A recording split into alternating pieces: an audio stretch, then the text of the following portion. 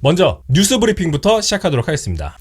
2026년 스케줄이 한국 시간으로 내일 오전 9시에 공개됩니다. 전체적인 스케줄 발표에 앞서서 먼저 인터내셔널 시리즈와 주요 프라임타임 경기들 일정이 공개가 됐습니다. 그래서 현지 시각으로는 미국 동부 시간 기준으로 5월 14일 목요일 오후 8시, 한국 시간을 기준으로는 5월 15일 금요일 오전 9시에 공개될 예정입니다. 그리고 NFL 방송 파트너들이 이런 공개 주간 동안 일부 경기를 순차적으로 발표하고 있는 상황이고, 그 내용이 오늘 SNS를 통해서 계속 쭉쭉쭉 공개가 됐죠. 가장 대표적인 경기가 바로 인터내셔널 시리즈라고 할 수 있겠습니다. 한국말로 굳이 풀자면 국제 경기라고 할 수가 있겠죠. 이번 인터내셔널 시리즈는 매우 특이하고 매우 중요합니다. 왜? 4개 대륙, 7개 국가, 8개의 경기장에서 역대 최다인 9경기가 개최될 예정이거든요. 그 중에서는 호주 멜버른, 브라질 리우데자네이루, 프랑스 파리, 이런 사상 첫 정규 시즌 경기가 개최되는 경기들도 있습니다. 여기에 더해서 영국 런던, 스페인 마드리드, 독일 뮌헨, 멕시코의 멕시코 시티 경기까지 복귀가 되면서 정말 많은 경기가 편성이 되었죠. 그래서 일단 5월 13일을 기준으로, 동부 시간을 기준으로 인터내셔널 시리즈 전체 일정이 발표가 됐습니다. 제가 이 내용들은 좀 순차적으로 말씀을 드렸었는데 9경기가 펼쳐진다라는 내용은 앞서서 전달해드렸죠. 하지만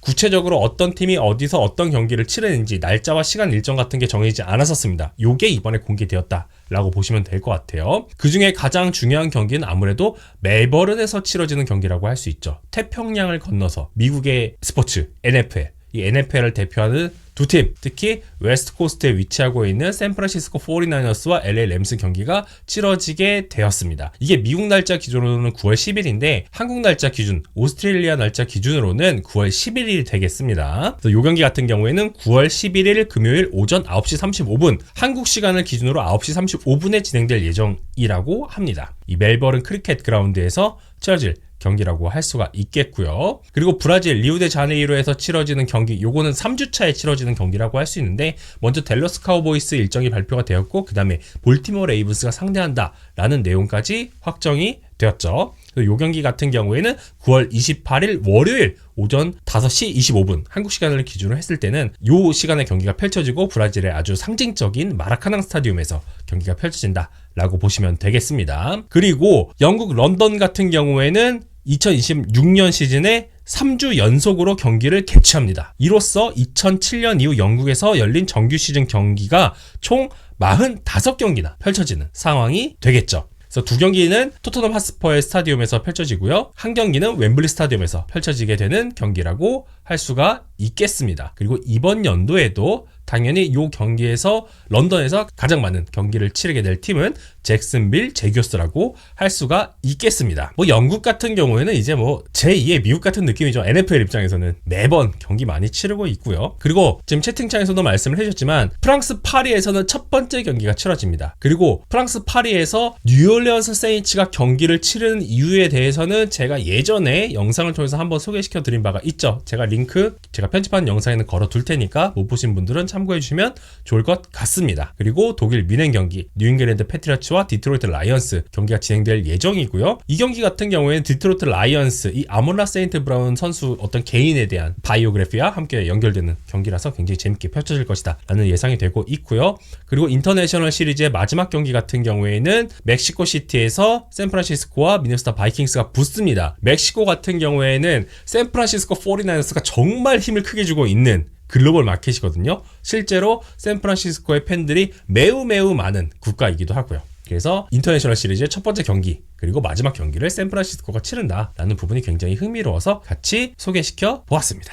그렇고요. 말씀드린 것처럼 전체 스케줄은 내일 오전 9시에 공개가 된다라는 부분. 그리고 이제 개막전과 관련해서 일정들이 나왔는데, 일단 썬데이 나잇 풋볼 개막전 같은 경우에는 뉴욕 자이언츠 그리고 댈러스 카우보이스가 디비전 매치로 치르게 되었습니다. 이 경기 같은 경우에는 한국 시간을 기준으로 9월 14일 월요일 오전 9시 20분에 맨라이트 스타디움에서 킥오프가 될 예정이라고 할 수가 있고요.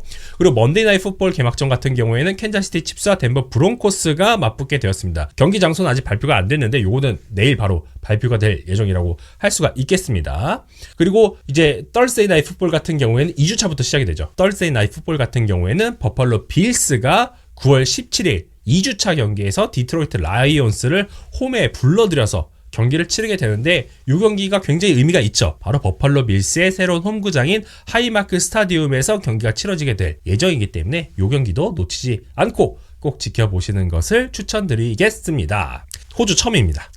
그리고 이번엔 좀 특이하게도 12주차 때 이 땡스기빙 2부 경기라는 것이 편성이 됐어요. 2부 경기 이것도 처음이긴 한데 새로운 홀리데이 이벤트입니다. 왜 이런 스페셜한 경기가 펼쳐지는지 그 이유에 대해서는 제가 방송 시작하기 전에 말씀을 한번 드렸는데 못 보신 분들은 좀 앞으로 돌아가서 한번 확인해 보시면 좋을 것 같고요. 이 경기는 LA 램스가 11월 25일에 소파이 스타디움에서 그린베이 패커스를 상대로 치르게 되었습니다. 한국 시간을 기준으로 하면 11월 26일 목요일 오전 10시에 시작된다라고 할 수가 있겠습니다. 그래서 목요일에 이 경기 보시고 금요일에 땡스기빙 데이 경기 지켜보시면 좋을 것 같습니다. 그래서 카우보이스가 추수감사절 당일에 필라델피아 이글스를 홈으로 불러서 경기를 치르게 될 예정이라고 할 수가 있고요. 그래서 이제 뭐 내일 일정 나오면 스케줄 어떻게 진행될지 스케줄적인 측면에서 다가오는 NFL 어떻게 대강 예상이 되는지에 대해서도 제가 다음 위클리 NFL이라거나 주간의 추가적인 방송을 통해서 공유해 드리도록 하겠습니다. 이렇게 2026년 스케줄 그리고 인터내셔널 시리즈와 관련된 내용을 전달해 드렸고요. 자, 다음은 이번 주에 쏟아진 본격적인 계약 소식 전달해 드리도록 하겠습니다. 따끈따끈한 소식이죠. 마이애미 돌핀스가 러닝백 데이본 에이첸과 계약 연장에 합의를 했습니다. 4년 계약, 개런티가 3,200만 달러, 총 6,400만 달러에 달하는 계약에 합의를 했습니다. 그리고 만약에 특정 조건을 달성했을 경우에는 인텐시브가 최대 6,800만 달러까지 올라갈 수 있습니다. 굉장히 막대한 금액의 계약 연장이라고 할 수가 있겠죠. 그래서 이번 연장 계약을 통해서 데이본 에이첸은 2030 시즌까지 마이애미 돌핀스의 유니폼을 입게 될 예정입니다. 에이첸이 팀에 남을지 말지 이것과 관련된 논쟁이 계속 있었는데 결국 이렇게 되었습니다. 돌핀스 입장에서 어찌되었든 홀드아웃 걱정은 덜어내게 되었고요. 지난 시즌부터 전적으로 의존하던 확실한 오펜스의 스타를 붙잡게 되었습니다. 이번 계약으로 H는 연평균 금액이 전체 리그 기준으로 봤을 때는 세이칸 바클리와 크리스찬 맥카프리에 이어서 3위가 되었습니다. 세이칸 바클리 같은 경우에는 연 2천만 달러, 크리스찬 맥카프리 같은 경우에는 연 1,900만 달러, 요것에 이어서 연 1,700만 달러를 수령하는 계약에 체결하게 된 것이죠. 데이본 Hn 같은 경우에는 돌핀스가 2023년 드래프트 3라운드에서 지명을 했습니다. 텍사스 A&M 출신이죠. 루키 시즌에 11경기에 출전하면서 이미 800야드 돌파했고요. 8개의 터치다운 기록하면서 가능성을 보여줬습니다. 그리고 2024년 소퍼모어 시즌에도 900야드 돌파하는데 성공을 했고요. 리시빙 터치다운도 무려 6개나 기록을 했습니다. 그리고 지난 시즌이 매우 중요한데요. 커리어 최다인 1350 러싱야드를 기록을 했고요. 러싱야드 평균이 5.7야드였습니다. 5.7야드. 그러면서 리그 1위를 기록을 했습니다. 주전 러닝백 중에. 또 눈여겨봐야 할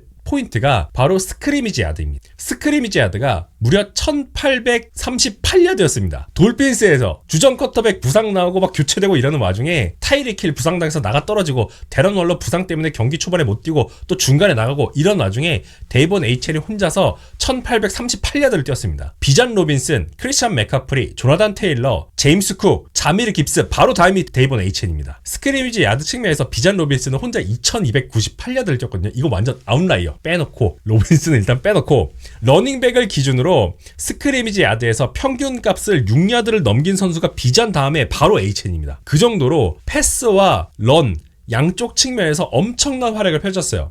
그리고 여기서 비잔 로빈슨과의 차이점이 있다면 로빈슨은 펌블을 무려 4개나 기록했거든요. H는 하나밖에 없습니다. 그 정도로 안정적인 활약을 보여줬고요. 이런 활약을 바탕으로 프로볼에도 선정이 됐습니다. 데이본 H는 다가오는 10월에 25살이 되거든요. 굉장히 젊은 나이라고 할 수가 있겠습니다. 그래서 마이애미 돌핀스 같은 경우에는 단장인 존 에릭 설리번과 헤드코치인 제프 애플리 체제 아래서 여러 핵심 공격 자원들과 결별을 했지만 그래도 데이본 H만은 붙잡는 선택을 했습니다. 돌핀스 같은 경우에는 지난 3월에 주전 와이드 리시버였던 제일런 와드를 덴버 브론코스로 트레이드했죠. 그리고 주전 쿼터백이 투아 텅어발러와도 방출했습니다. 그리고 투아는 애틀랜타 팰컨스랑 계약을 했죠. 그리고 타이릭 힐도 방출을 했습니다. 그래서 HN의 이번 장기 계약은 단장인 존 에릭 설리반이 이전부터 밝혔던 폭발적인 러닝백인 HN을 중심으로 팀을 운영하겠다라는 방침을 재확인시켜주는 운영으로 해석을 할 수가 있게 되었습니다. 그리고 이번 시즌부터 본격적으로 돌핀스의 오펜스를 지휘하게 된 바비 슬로익 역시도 러싱이 중심이 되는 팀이 될 것이다 라고 말을 했었죠. 이 말의 중심이 될 선수가 누구? 바로 데이번 HN이라고 할 수가 있겠습니다. 사실 돌핀스는 엘리트급 선수가 HN 말고 정말 냉정하게 얘기해서 없습니다. 말릭 윌리스도 그렇고 오펜시브 라인 자원들도 그렇죠. 성장 가능성은 있지만 확실하게 증명된 선수는 없습니다. 에런 브레오 훌륭하지만 센터, 프리맨 포지션은 아니죠. 디펜스에서도 폭발적으로 성장한 조딘 브룩스를 제외하면 사실 없습니다. 돌핀스 팬들에게 죄송하긴 하지만 그냥 사실대로 말씀드릴게요. 어쩔 수가 없어요. 돌핀스는 정말 리셋 버튼을 누른 팀이거든요. 그랬는데 비프리미엄 포지션인 데이본 HN을 잡았다. 그만큼 HN에 대한 신뢰가 굉장히 큰 상황이라고 할 수가 있겠습니다. 앞서 스탯으로서도 말씀드렸지만 HN은 볼 터치 자체가 어마어마하게 많은 선수예요. 지난 시즌 부정할 수 없는 팀의 MVP였고요. 어려운 상황에서도 결과를 만들어낸 선수입니다. 증명을 해낸 선수예요. 하지만 계약적인 측면으로 봤을 때 이 4년 6,400만 달러라는 금액은 만만치 않습니다. 이거 절대 저렴한 가격 아니에요. 그리고 제가 개인 칼럼을 통해서도 제 생각을 전달해드리긴 했지만 지금 완성되지 않은 팀에게 러닝백에게 이렇게 많은 돈을 쏟아 부었다라는 것 자체가 이상적인 운영은 아닙니다. NFL적인 측면에서 봤을 때 심지어 데드캡 폭탄을 맞고 있는 상황에서 대형 러닝백 계약을 마냥 좋게 평가할 수는 없습니다. 그나마 긍정적인 부분을 찾아볼게요. 저는 제 방송을 보신 분들은 아시겠지만 저는 어떻게 해서든 이 선택을 하거나 행동을 하거나 결과를 만들어내는 사람, 조직에 대해서 이해를 해보려고 노력을 하잖아요. 그런 입장을 많이 좀 방송에서 많이 말씀드리잖아요. 자, 한번 돌핀스 입장을 이해를 해봅시다. 사실 돌핀스가 데이본 HN에 대한 합당한 트레이드 대가 또는 본인들이 예상했던 것보다 좋은 트레이드 대가가 왔으면 트레이드를 했을 겁니다. 하지만 제일런 와들만큼 만족스러운 트레이드 대가가 없었을 거라는 게 제 생각입니다. 1차적으로는. 자, 트레이드를 못했어요. 어쨌든 드래프트도 지났어요. 그런 상황에서 새로 이제 팀을 꾸려야 되는 상황인데 데이본 HN이 만약에 여기서 홀드아웃까지 한다 그러면 진짜 난리가 나는 상황이거든요. 그런데 아직 러닝백 시장이 완전히 리셋이 안 됐습니다. 지금 천정을 만들고 있는 선수가 앞서 말씀드린 세이칸 바클리와 크리스천 맥카프리란 말이에요. 이 선수들의 계약은 오래 진행된 게 아니죠. 그렇다면 이어서 새로운 벤치마크가 될 선수가 누구냐? 당연히 비잔 로빈슨과 자미르 깁스입니다. 이 두 선수는 엄청난 계약을 받을 거예요. 어쩔 수가 없어요. 자미르 깁스와 비잔 로빈슨의 계약이 나오기 전에 선제적으로 데이본 HN을 잡은 것 자체는 사실 나쁜 선택은 아니에요. 팀 내 위상과 자미르 그리고 비잔 로빈슨이 처한 상황이 HN과는 다소 다르죠. 돌핀스는 리셋 버튼을 누르고 있죠. 하지만 애틀랜타 팰컨스와 디트로이트 라이언스는 상황이 다릅니다. 애틀랜타 팰컨스는 해볼 만한 디비전에서 매번 플레이오프를 겨냥하고 있는 팀이죠. 잘 되고 있진 않지만 어쨌든 겨냥을 하고 있어요. 갈 수 있는 환경 스스로 만들었던 팀이고요. 하지만 못 갔죠. 그리고 디트로이트 라이언스, 난이도가 있는 디비전이지만 완성도 있는 쿼터백과 로스터를 중심으로 플레이오프 진출 그리고 그 이상을 항상 노리고 있는 팀입니다. 팀 내 성과 그리고 대체 불가능한 영향력, 리그 최정상급 퍼포먼스, 성과까지 갖춘 선수들이기 때문에 비잔 로빈슨과 자미르 깁스의 몸값은 당연히 높게 형성될 수밖에 없고 이들이 새로운 벤치마크가 될 거예요. 제가 장담할 수 있습니다. 자미르 깁스까지는 아니라도 비잔 로빈슨은 무조건 최고 기록을 찍을 거예요. 그렇기 때문에 이 선수들이 만약에 먼저 계약을 하게 되면 돌핀스 입장에서는 데이본 HN에 대한 미래가 더 불투명해질 수밖에 없고요. 재계약 협상 테이블에 앉았을 때 더 부담스러운 상황을 맞이할 수밖에 없습니다. 그래서 상당히 높은 몸값을 주면서 재계약을 서둘러서 맺은 것이죠. 근데 문제는 이게 좀 애매한 리셋 버튼의 전조가 될 수 있다라는 거예요. 앞서 말씀드린 것처럼 저는 존 에릭 설리반이 만족할 만한 대가를 받지 못해서 트레이드를 안 했을 가능성이 높다라고 생각을 하거든요. 사실 너가 미래다. 너가 우리 팀을 오랫동안 책임져줄 프랜차이즈 스타다라고 생각을 했으면 이 계약이 사실 좀 더 빨리 이루어졌어야 됩니다. 하지만 그렇지 않았죠. 드래프트까지 다 끝나고 나서 이제 계약을 했죠. 더 자세한 계약은 좀 살펴봐야겠지만 일단은 돌핀스 입장에서는 장부를 조금 더 조절하면서 절반의 개런티를 활용해서 루키 계약의 마지막 해인 올해와 연장 계약의 첫 해인 내년까지 데이본 HN을 최대한 굴리고 향후 제일런 와들과 같은 형태의 트레이드를 노리는 것을 좀 플랜 B로 생각을 해서 이런 계약을 진행하지 않았을까라는 생각을 저는 하고 있습니다. 어쨌든 돌핀스의 운영을 다소 좀 부정적으로 생각을 하고 말씀드리긴 했지만 데이본 HN은 부정할 수 없는 굉장히 좋은 선수입니다. 그래서 실제로 노리는 팀들도 굉장히 많았죠. 하지만 결국 원하는 형태의 트레이드는 이루어지지 않았고 선수와 재계약을 하면서 지금 팀이 굉장히 힘든 상황이고 올해 힘들 것으로 예상이 많이 되고 있긴 하지만 심지어 디비전은 굉장히 거칠죠. 그래도 그 와중에 어떤 희망의 빛을 볼 수 있는 인원으로서 좀 HL을 활용하는 것이 아닌가라는 생각이 들고 있습니다. 여기에 더해서 말릭 윌리스라는 쿼터백이 있기 때문에 이전과는 다른 굉장히 다이나믹한 백필드 운영을 가져갈 수 있을 것이라고 예상이 되고 있거든요. 그래서 이 부분은 함께 좀 지켜보면서 또 어떤 퍼포먼스를 펼치고 돌핀스가 향후에 어떤 선택을 하게 될지 같이 지켜보시면 좋을 것 같습니다. 자, 다음은 뉴욕 제츠 이야기 한번 해보도록 하겠습니다. 이 데이본 Hn 계약이 나오기 앞서서 뉴욕 제츠 역시도 팀 내 최고의 러닝백인 브리스 홀과 3년 4,575만 달러 연장 계약에 합의했다라는 소식이 전해졌습니다. 연평균 샐러리는 1,525만 달러라고 할 수가 있고요. 데이본 Hn의 계약이 나오기 전에 먼저 3순위 연평균 샐러리를 기록한 선수가 되었었죠. 브리스 홀 같은 경우에는 데이본 Hn과 상황도 다르고 계약 구조도 다릅니다. 제 생각에는 뉴욕 제츠와 마이애미 돌핀스가 서로 러닝백 계약 진행 상황을 좀 어느 정도 공유했을 거라고 생각을 하고 있어요. 그렇기 때문에 좀 비슷한 시기에 비슷한 상황에 있는 러닝백들에 대한 계약 얘기가 나오고 발표가 나지 않았을까라는 생각이 들고 있는데, 자, 일단 제츠 구단 입장에서는 계약 구조를 약간 트레이드를 염두한 것으로 짰습니다. 3년 개런티는 2,900만 2년만 쓰고 딱 컷할 수 있는 구조 만들었다고 할 수가 있죠. 앞서 말씀드린 것처럼 자메리 깁스하거나 비전 로빈슨이 새로운 벤치마크가 될 가능성이 높은 상황에 그 전에 계약을 합의했다라는 부분, 이게 눈에 띈다라고 할 수가 있죠. 그리고 데이본 Hn 계약 전에 바클리와 맥카프리 다음에 해당되는 연평균 샐러리 계약을 주면서 선수에 대한 위상도 높여주고 그리고 실리를 챙긴 계약이라고 할 수가 있겠습니다. 브리스 홀 역시도 현재 나이 24살이라고 할 수가 있고요. 하지만 돌핀스와 제츠는 상황이 조금 다릅니다. 불투명한 팀 상황에서 돌핀스와 제츠 둘 중에 누가 디비전 꼴찌가 될 것인가를 경쟁할 가능성이 상당히 높거든요. 그런 2026년 시즌을 앞둔 상황에서 두 팀 모두 러닝백에게 계약을 줬다라는 거, 막대한 금액의 계약 연장을 체결했다는 것 자체가 공통점인데 사실 조금 더 불편한 쪽은 제가 생각했을 땐 제츠입니다. 브리스 홀 같은 경우에는 과거 엄청나게 큰 부상까지 입었었던 선수죠. 그리고 돌핀스와 다르게 제츠는 완전히 러싱을 기반으로 오펜스를 풀어나갈 생각이 없는 팀입니다. 이 팀은 런을 중심으로 공격을 풀어나갈 생각이 없어요. 그런데 브리스 홀을 연평균 1,525만 달러를 주고 잡았어요. 그래서 제가 생각했을 때 조금 더 불편한 쪽은 제츠다라고 생각을 한다는 거죠. 이 팀을 이겨야 될 오펜시브 코디네이터는 프랭크 라이크입니다. 프랭크 라이크의 철학과 시스템 그리고 오프시즌 동안 제츠의 프론트 오피스가 진행한 FA와 드래프트를 보면 이 팀은 패스 앱이 오펜스 쪽에 무게를 두고 있다고 말해도 과언이 아닙니다. 그래서 문제입니다. 그래서 불편한 겁니다. 프랭크 라이크는 쿼터백 전문가죠. 물론 이 코치가 경험이 정말 많잖아요. 실패하긴 했지만 어쨌든 헤드코치 경험도 많고 그래서 당장 제츠의 헤드코치인 경험이 부족한 에런 글렌의 운영적인 측면을 지원할 수 있는 좋은 코치인 건 맞습니다. 프랭크 라이크를 조금 비호를 하자면 캐롤라이나 팬서스 시절에는 브라이스 형이 너무 준비가 안 됐었고 인디애나폴리스 콜츠 같은 경우에는 앤드류 럭 이후에 계속해서 쿼터백 이슈가 있었습니다. 요건 좀 감안을 해줘야 된다라고 생각을 하고 닉 폴스와 함께 필라델피아 이글스에서 슈퍼볼을 들러 올렸던 시기에 프랭크 라이크가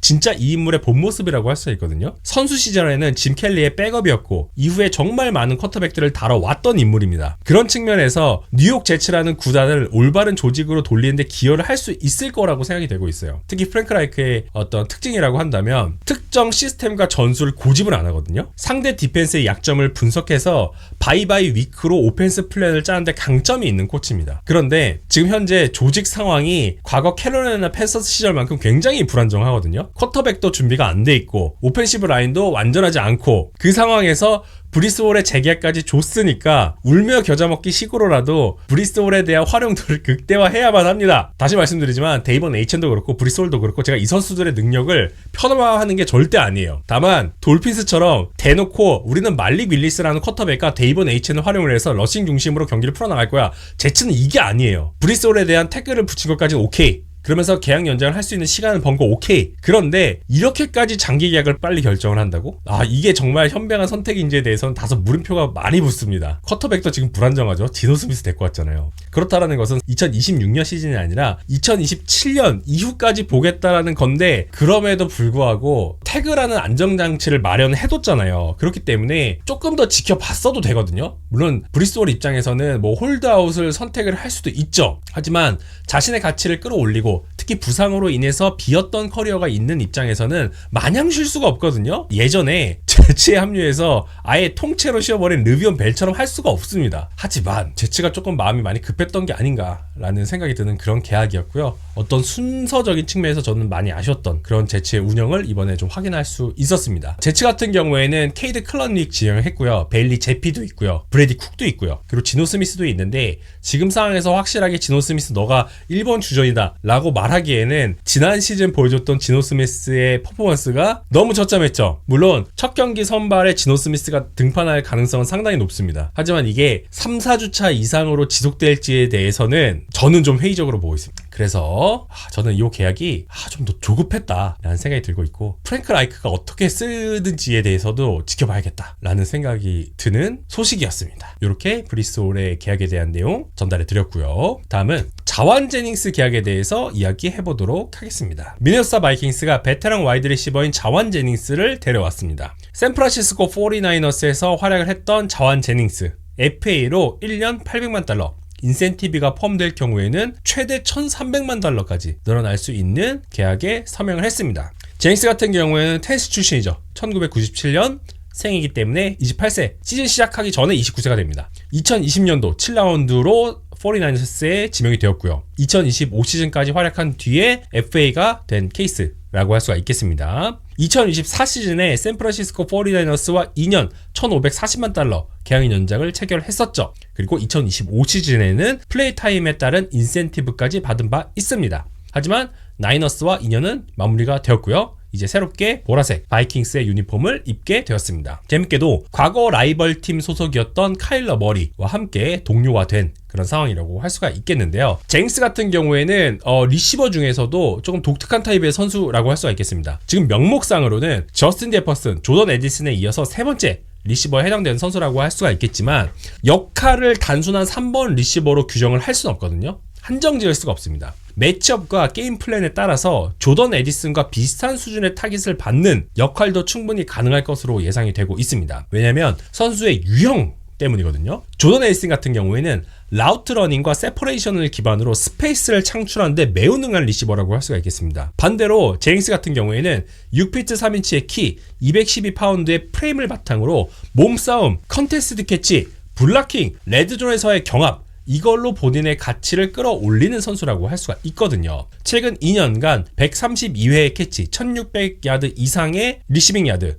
여기에 15개의 터치다운, 이것을 기록을 했습니다. 1000야드 이상을 돌파한 단일 시즌은 없지만 표면적인 숫자보다 필드에서 역할의 폭이 굉장히 선명한 선수라고 할 수가 있거든요. 그리고 미네소타 바이킹스가 지금 채우려고 한 공백도 바로 정확히 이 지점입니다. 저스틴 제퍼슨은 상대 디펜스의 플랜을 흔드는 리그 최고의 리시버죠. 얜 약간 논외로 하고, 조던 에디슨은 말씀드린 것처럼 스페이스를 창출하는 데 능합니다. 하지만 직접 몸으로 부딪혀서 야드를 만들고 런 플레이에서 블로커처럼 기능을 해줄 수 있는 와이드 리시버는 현재 뎁스에 부족한 상황이었습니다. 서드다운, 레드존, 경기 후반에 숏야디지, 이런 상황처럼 디펜스가 이미 타이밍과 라우트를 예상한 상태에서 완벽하게 열리진 않았지만 그래도 패스를 잡아낼 수 있는 능력을 갖춘 선수, 거기에 최적화된 선수가 바로 자완 제닝스라고 할 수가 있는 거죠. 그래서 바이킹스 입장에서는 이러한 상황에서 추가적인 선택지를 확보했다라는 의미에서 굉장히 중요한 영입이라고 할 수가 있겠습니다. 그리고 런게임에서도 의미가 있죠. 저스틴 제퍼슨이라거나 조던 에디슨을 무리하게 블로킹에 동원한다기보다는 제닝스를 컨덴스드 포메이션 상황에서 슬롯에 세우거나 외곽 디펜스를 처리할 수 있는 인원으로 맡기는 것이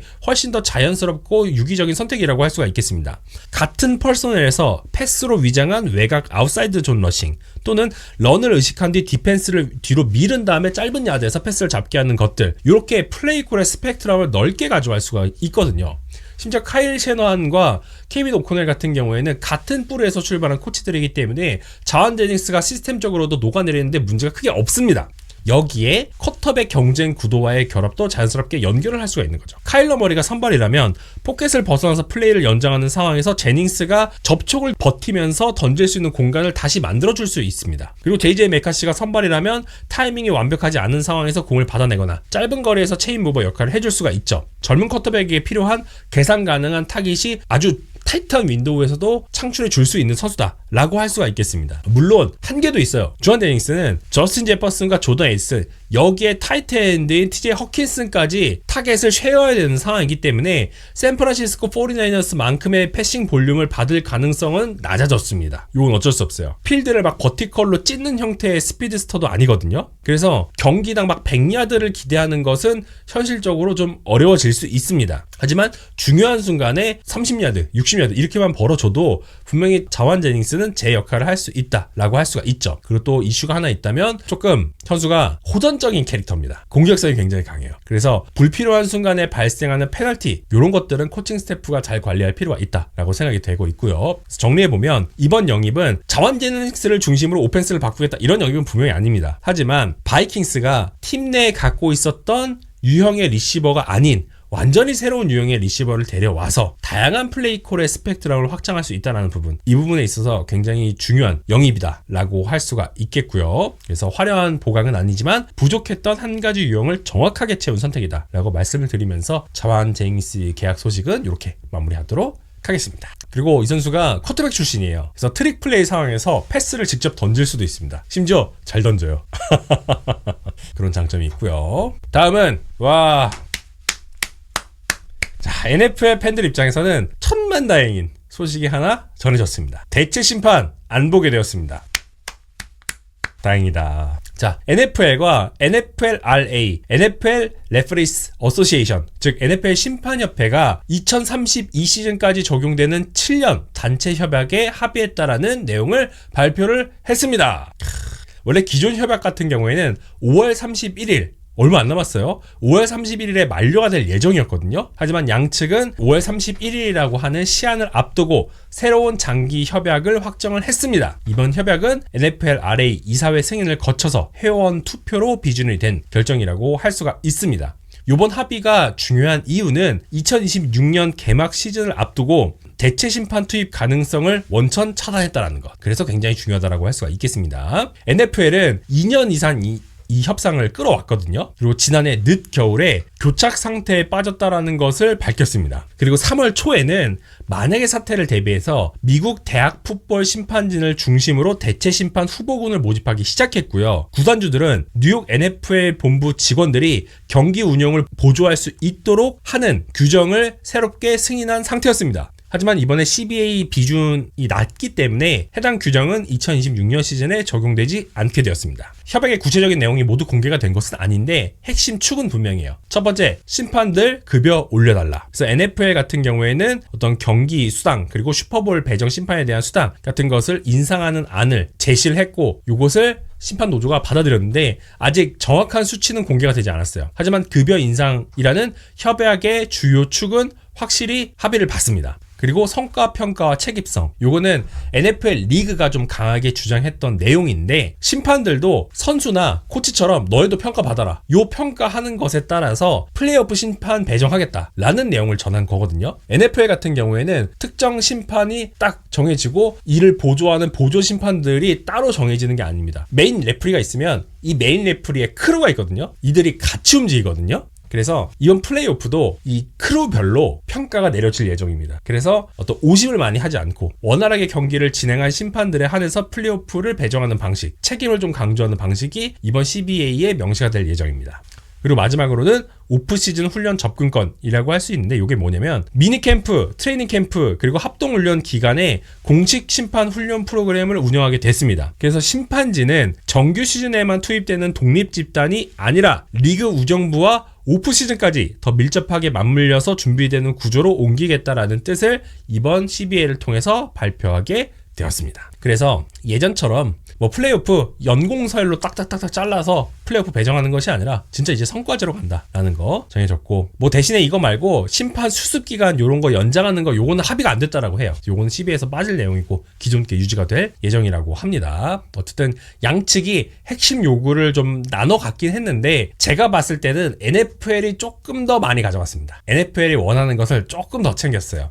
그래서 심판 같은 경우에는 어쨌든 본인들이 가장 강하게 주장했던 급여 인상 이 부분을 확보를 하긴 했지만 어떤 성과평가 책임 강조가 더 우선시 됐기 때문에 이번 시즌 심판들이 어떻게 하느냐가 굉장히 중요합니다. 예전처럼 막 50 나오고 이러면 리그를 바라보는 팬들이 리그 사무국에 손을 더 들어줄 수밖에 없고요. 여론 조성을 리그 사무국이 하고 싶은 대로 가져갈 수 있게 된다는 뜻이에요. 그리고 나중에 또 이런 사태가 발생을 하면은 당연히 리그가 조금 더 원하는 대로 어떤 협상을 이끌어 나갈 수가 있겠죠. 그래서 실제 경기에서 얼만큼 일관된 판정과 안정적인 운영을 하느냐, 이게 이번 CBA에서 매우 중요한 내용이 되겠다라는 내용 전달드리면서 NFL과 NFL RA의 CBA 체결 내용은 여기까지 말씀드리도록 하겠습니다.